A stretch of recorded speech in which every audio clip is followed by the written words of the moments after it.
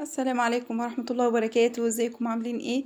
النهاردة هنعمل مع بعض أكلة اقتصادية ان شاء الله سهلة وتعجبكم، وازاي بالأجنحة تخليها كأنها شكل اللي وراك زي كده. هنشوف الطريقة مع بعض ويلا بينا وان شاء الله الطريقة تعجبكم. أنا معايا الأجنحة اهي. طبعا الأجنحة دي أنا معرفهاش فعلا كام يعني قد ايه بالظبط. أنا بجيب الفراخ وباخد الأجنحة بتاعتها وبشيلها عندي في الفريزر. يعني الصدور بكون هعملها بانيه أو هفرمها، فباخد الأجنحة كده أشيلها، بقطعها بنفس الطريقة دي. انا هنا دلوقتي بجيب السكينه، بحاول كده امشيها على العظم، اخرج كل اي لحم لازق في العظم من غير ما اقطع الجلد بتاع الجناح ده. طلع خرجت اول عظميه اهي. يعني اول قطعه كده ظبطتها. هنشوف بقى يعني الحته التانية، الجزء التاني من الجناح. برضو نفس ما عملت الجزء الاولاني هعمل في الجزء التاني.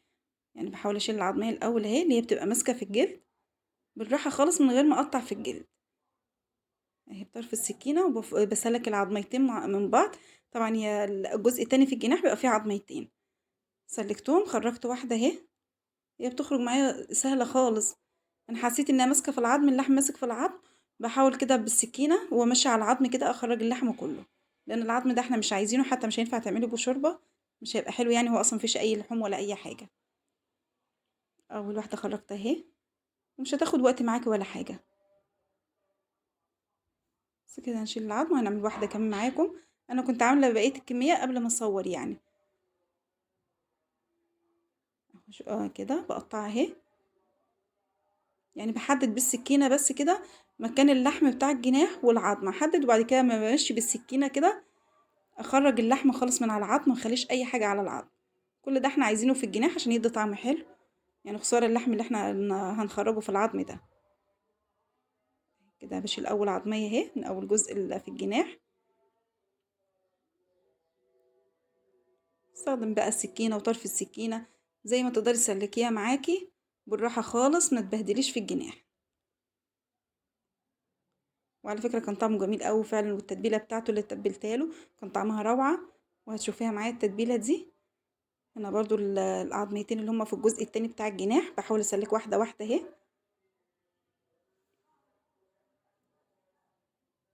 هي بس مسافة حركة كده بلفها كده بتسلك معايا بسرعة. بس المهم اكون مشفية العظم بالسكينة. وانا عملتها على فكرة بصباعتي كده، زقتها بصباعتي كده كانت بتسلك معايا بسرعة جدا. بس الحتت اللي بلاقيها بس مغلباني بعملها بالسكينة. بس خلاص. ادي شكلها اهي. هتحشيها كأنها حمام محشي، كأنها أوراق، يعني حاجة بسم الله ما شاء الله، حاجة جميلة خالص. والتتبيلة بتاعتها روعة. هنا البصلة دي أنا بشرت بصلتين، خدت بصلة واحدة هنا في الطبق اللي معايا ده. وحطيت برضو عليه الطماطم برضو بشراها حباية. وحطيت معلقة خل وشوية بهارات فراخ وفلفل أسود وملح. طبعا حتى البهارات دي لأن دي اللي هشتغل بيها كلها. خدت شوية كده. وحاولي ما تكتريش لأن الأجنحة برضو مش هتشرب ملح كتير، ما تكتريش في الملح كتير. بس هتبلهم معايا كلهم كده واسيبهم بقى براحتهم. انا سبتهم حوالي نص ساعه قبل ما حضرت الخلطه بتاعتهم وكل حاجه. يعني سبتهم حوالي نص ساعه. بس هتقلبيها كده وتسيبيها بقى قبل ما تجهزي بقيه الحاجه. هنا معايا بقى كبده كبده واحده وقنصه. انا كنت مشريه فرخه فاخدت الكبده والقنصه بتاعتها، قلت احطهم برضو ايه في الخلطه بتاعت الفراخ. بقطع بقى قطع صغيره خالص. مش حابه تحطي كبد وقوانص براحتك، بس هي اديتها طعم حلو يعني. طبعا كان في عرق دم كده شيلته برضو وانا بقطع. اي حاجه تحس ان هي ملهاش اي لازمه كده شليها.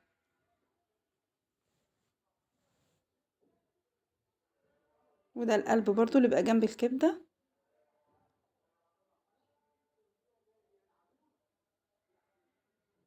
نقطعها كده كلها.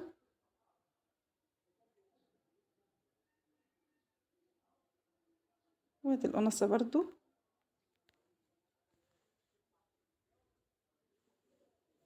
هنا بقى معايا الطاسة اهي على النار، حطيت فيها اللي هي القنصة الأول لأنها بتبقى جديدة وبتاخد سوا شوية. شوية زيت شوية سمنة بقى زي ما تحبي. حطيت أي مادة دهنية انتي حباها حطيها، وحطيت عليها القنصة اهي. هتاخد تشويحة بس، ونزلت بالبصلة التانية اللي كانت معايا. البصلة برضو مش عايزاها تحمر، هي هتدبل بس معايا وبعد كده هحط الكبد.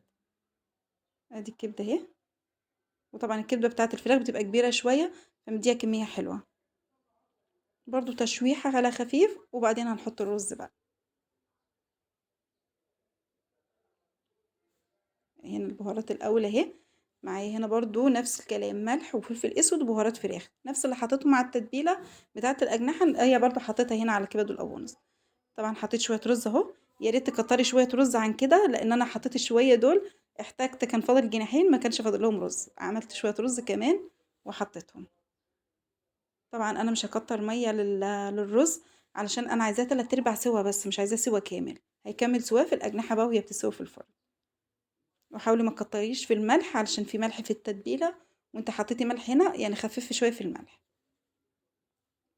هنا بقى معايا الصينيه، انا مقطعه بصل ومقطعه طماطم شرايح كلها وفلفل.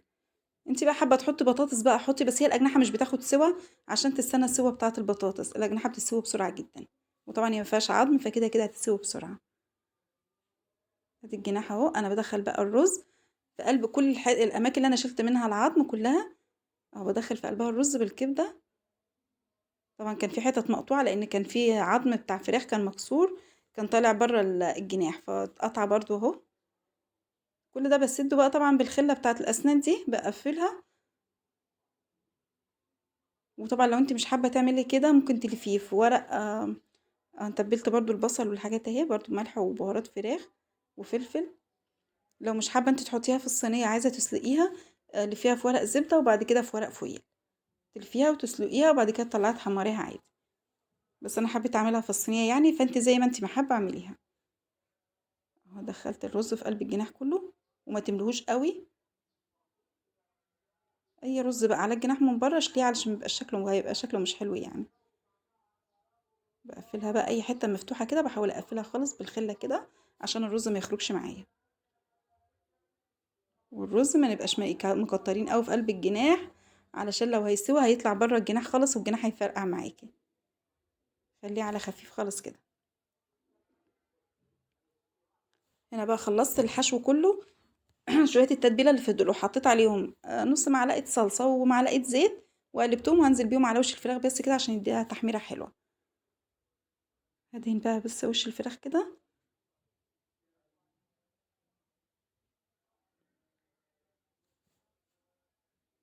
بس دهنت وش الفراخ كله. خلاص بقى كده هغطيها وادخلها الفرن.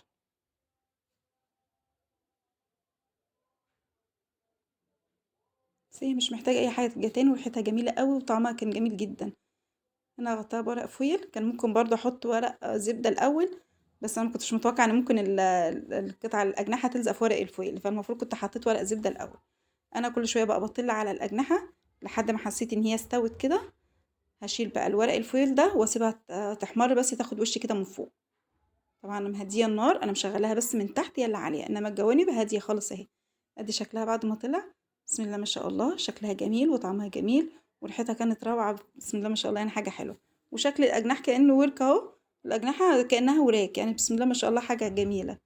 بألف هنا وشفا، ويا ريت بقى لو عجبكم الفيديو ما تنسوش بقى لايك وشير واشتراك في القناه.